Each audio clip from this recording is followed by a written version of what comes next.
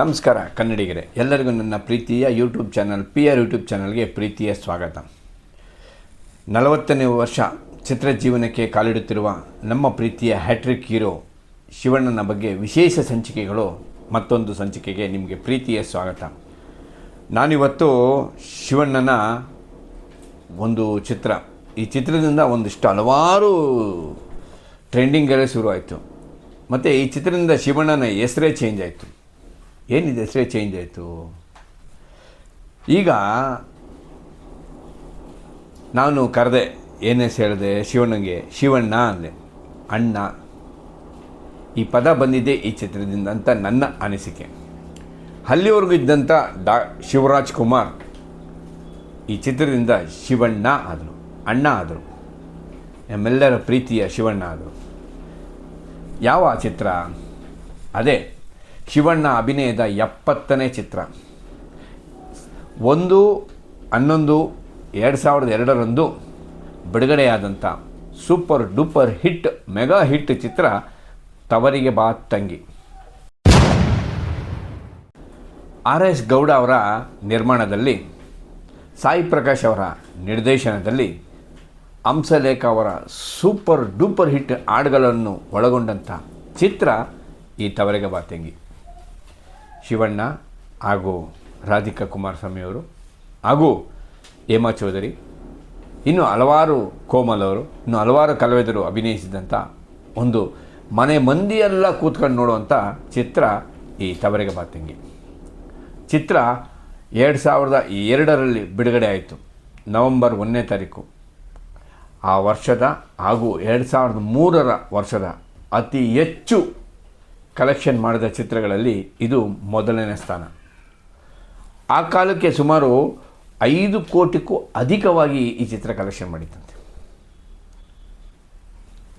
ಇದು ಒಂದು ರೀತಿಯಲ್ಲಿ ಕುಟುಂಬ ಸಮೇತರಾಗಿ ನೋಡುವಂಥ ಒಂದು ಅತ್ಯುತ್ತಮವಾದ ಚಿತ್ರ.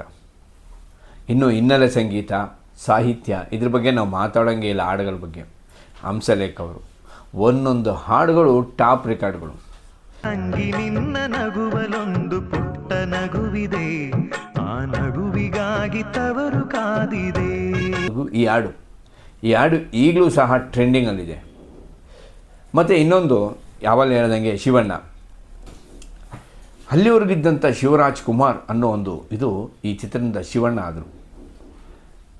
ಕೇವಲ ಪಂಚೆಯಲ್ಲೇ ಚಿತ್ರವನ್ನು 25 ವಾರಗಳ ಪ್ರದರ್ಶನ ಕಾಣುವಂಗೆ ಮಾಡಿದ್ರು ಶಿವಣ್ಣ ಈ ಚಿತ್ರದಲ್ಲಿ. ಇಡೀ ಕರ್ನಾಟಕದ ಎಷ್ಟೋ ಜನ ಹೆಣ್ಮಕ್ಳಿಗೆ ಅಣ್ಣನ ಸ್ಥಾನದಲ್ಲಿ ನಿಂತ್ಕೊಂಡ್ರು. ಎಷ್ಟೋ ಜನ ಹೆಣ್ಮಕ್ಳು ಈಗಲೂ ಶಿವಣ್ಣನ ಶಿವಣ್ಣ ಅಂತ ಕರೀತಾರೆ ಇದೇ ಚಿತ್ರದಿಂದ. ಚಿತ್ರ ಬೆಂಗಳೂರಿನ ಕಲ್ಪನಾ, ನವರಂಗ್, ಇನ್ನೂ ಅನೇಕ ಚಿತ್ರಮಂದಿರಗಳಲ್ಲಿ ಈ ಚಿತ್ರ ಬಿಡುಗಡೆ ಆಗಿತ್ತು. ಭರ್ಜರಿ 25 ವಾರಗಳ ಪ್ರದರ್ಶನ ಕಂಡಿತ್ತು. ಹಲವಾರು ದಾಖಲೆಗಳು ಈ ಚಿತ್ರದಲ್ಲಿ ಬಂದಿತ್ತು. ಆ ವರ್ಷದ ಅತಿ ಹೆಚ್ಚು ಕಲೆಕ್ಷನು. ಮತ್ತು ಇನ್ನೊಂದು, ಈ ಚಿತ್ರದಲ್ಲಿ ಬಿಡುಗಡೆಯ ದಿನ ನಂತರ ಚಿತ್ರ 25 ವಾರಗಳು ಅಂದರೆ ಸುಮಾರು 100 ದಿನಗಳು, ಅಂದರೆ 25 ವಾರ 175 ದಿನಗಳು, 100 ದಿನ ಆಗೋವರೆಗೂ ಈ ಚಿತ್ರಕ್ಕೆ ಬರೀ ಲೇಡೀಸ್ ಆಡಿಯನ್ಸೇ ಜಾಸ್ತಿ ಇದ್ದರು, ಬರೀ ಮಹಿಳೆಯರೇ.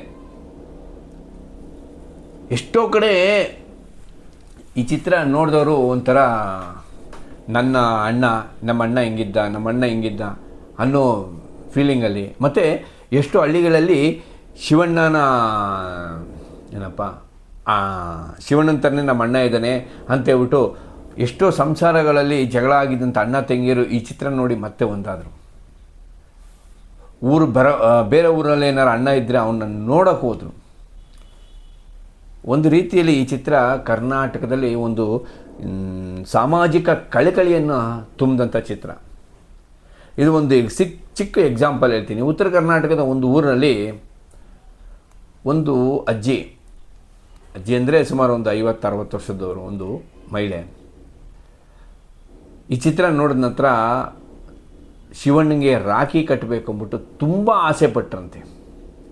2-3 ಕಡೆ ಅವರು ಶಿವಣ್ಣನಿಗೆ ರಾಖಿ ಕಟ್ಟೋಕ್ಕೂ ಟ್ರೈ ಮಾಡಿದ್ರಂತೆ, ಆದರೆ ಆಗಿಲ್ವಂತೆ.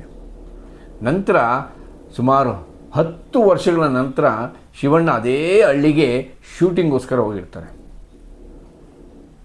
ಅಲ್ಲಿ ಶೂಟಿಂಗ್ ಹೋದಾಗ ಆ ಅಜ್ಜಿ ಆ ಮಹಿಳೆ ಹೋಗಿ ಮಾತಾಡಿಸಿ ಶಿವಣ್ಣನಿಗೆ ರಾಖಿ ಕಟ್ತಾರಂತೆ.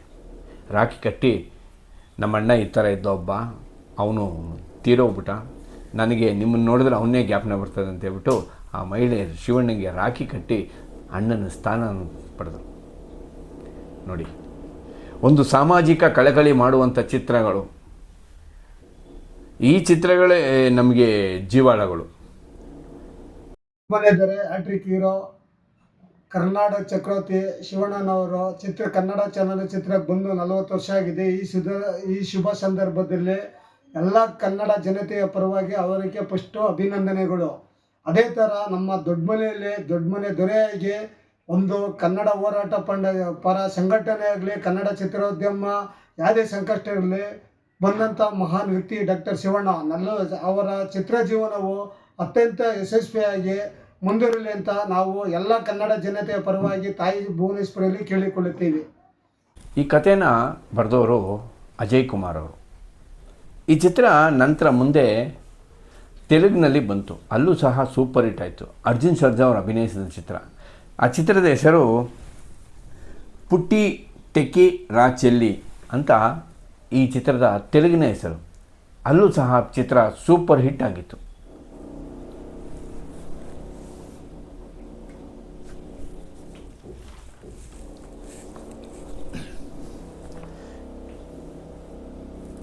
ಈ ಚಿತ್ರದಿಂದ ರಾಧಿಕಾ ಕುಮಾರಸ್ವಾಮಿ ಅವರಿಗೆ ಹಲವಾರು ಆಫರ್ಗಳು ಬಂತು. ಮುಂದೆ ಇವರು ಈ ಶ್ರುತಿ ಮಾಡ್ತಿದ್ದಂಥ ಈ ಅಲುಮುಂಜಿ ಪಾತ್ರಗಳು, ಈ ಥರದ ಪಾತ್ರಗಳಿಗೆ ಒಂದು ರೀತಿಯಲ್ಲಿ ರಾಧಿಕಾ ಅವರು ಆ ಪಾತ್ರನ, ಅಂದರೆ ಶ್ರುತಿಯವ್ರ ಸ್ಥಾನನ ಇವ್ರು ತುಂಬಿಕೊಂಡೋದ್ರು. ಅದಾದಮೇಲೆ ಶಿವಣ್ಣನ ಜೊತೆನೇ ಇವರು ಅಣ್ಣ ತಂಗಿ ಮಾಡಿದ್ರು, ದೇವರ ಕೊಟ್ಟ ತಂಗಿ ಮಾಡಿದ್ರು. ಆನಂತರ ಶಿವಣ್ಣ ಬೇರೆ ಕಲಾವಿದರ ಜೊತೆ ಸೇರಿಕೊಂಡು ಒಂದು ತವರಿನ ಸಿರಿ ಅಂತ ಮಾಡಿದ್ರು. ಇನ್ನು ಮತ್ತು ಇವರೇ ರಾಧಿಕಾ ಕುಮಾರಸ್ವಾಮಿ ಅವರೇ ಈ ಚಿತ್ರದ ಸ್ಫೂರ್ತಿಯಿಂದ ಮುಂದೆ ಮನೆ ಮಗಳು ಅಂತ ಮಾಡಿದ್ಲು. ಹೀಗೆ ಹಲವಾರು ಚಿತ್ರಗಳು ಈ ಚಿತ್ರದ ಸ್ಫೂರ್ತಿಯಿಂದ ಮತ್ತು ಈ ಚಿತ್ರ ಮಾಡಿದಂಥ ಹಲವಾರು ದಾಖಲೆಗಳಿಂದ ಸ್ಫೂರ್ತಿಗೊಂಡಂಥ ಹಲವಾರು ನಿರ್ದೇಶಕರು, ನಿರ್ಮಾಪಕರು ಈ ಥರದ ಚಿತ್ರಗಳನ್ನು ಮಾಡಲು ಮುಂದೆ ಬಂದರು. ಹಲವಾರು ನಿರ್ದೇಶಕರು ಮಾಡಿದ್ರು, ಗೆದ್ದರು ಸಹ. ಈ ಚಿತ್ರ ಒಂದು ಚಿತ್ರ ಮಾಡಿದ್ರೆ ಅದು ಹಲವಾರು ಚಿತ್ರಗಳಿಗೆ ಸ್ಫೂರ್ತಿ ಆಗಬೇಕು. ಒಂದು ಚಿತ್ರ ಮಾಡಿದ್ರೆ ಹಲವಾರು ನಿರ್ಮಾಪಕರಿಗೆ ನಾವು ಈ ಥರ ಚಿತ್ರ ಮಾಡಬೇಕಪ್ಪ ಅನ್ನೋ ಇದು ಬರಬೇಕು, ಅವರಿಗೆ ಆಸೆ ಬರಬೇಕು. ನಾವು ಈ ಥರ ಚಿತ್ರಗಳು ಮಾಡೋಣ, ಮುಂದೆ ನಾವು ಈ ಥರ ಚಿತ್ರಗಳನ್ನ ಮಾಡೋಣ, ನಾವು ಮಾಡಿ ಒಂದು ಕನ್ನಡಕ್ಕೆ ಮತ್ತು ಕನ್ನಡ ಚಿತ್ರರಂಗಕ್ಕೆ ಒಂದು ಕೊಡುಗೆ ಕೊಡೋಣ ಅನ್ನೋ ಆಸೆ ಬರಬೇಕು. ಆ ಥರ ಚಿತ್ರಗಳನ್ನು ಕನ್ನಡ ಚಿತ್ರಗಳು ಮಾಡಬೇಕು. ಆ ಥರ ಚಿತ್ರಗಳು ಮಾಡ್ತಿದ್ದು ಅಣ್ಣವ್ರ ಕುಟುಂಬದವರು ಒಬ್ಬರೇ ರೀ. ಬನ್ನಿ ಸ್ನೇಹಿತರೆ, ಹೀಗೆ ಇನ್ನೂ ಹಲವಾರು ಶಿವಣ್ಣನ ಯಶಸ್ವಿ ಚಿತ್ರಗಳ ಬಗ್ಗೆ ಹಾಗೂ ಶಿವಣ್ಣನ ಬಗ್ಗೆ ಕೆಲವೊಂದಿಷ್ಟು ಅಭಿಮಾನಿಗಳ ಜೊತೆ ನಾನು ಇನ್ನೇನು ಒಂದು 2 ದಿನದಲ್ಲೇ ಮಾತುಕತೆ ಆಡಿಸ್ತೀನಿ. ಬನ್ನಿ, ನನ್ನ ಚಾನಲ್ ನಿಮ್ಗೆ ಇಷ್ಟ ಆಗಿದರೆ ನನ್ನ ಚಾನಲ್ನ ಸಬ್ಸ್ಕ್ರೈಬ್ ಮಾಡಿ, ಶೇರ್ ಮಾಡಿ, ಕಮೆಂಟ್ ಮಾಡಿ, ಲೈಕ್ ಮಾಡಿ. ನಿಮ್ಮ ಅಭಿಪ್ರಾಯ ಏನೇ ಇದ್ದರೂ ನೇರವಾಗಿ ತಿಳಿಸಿ. ಸಿರಿಗನ್ನಡಂ ಗೆಲ್ಗೆ, ಸಿರಿಗನ್ನಡಂ ಬಲ್ಗೆ. ಜೈ ಕರ್ನಾಟಕ ಮಾತೆ. ನಮಸ್ಕಾರ.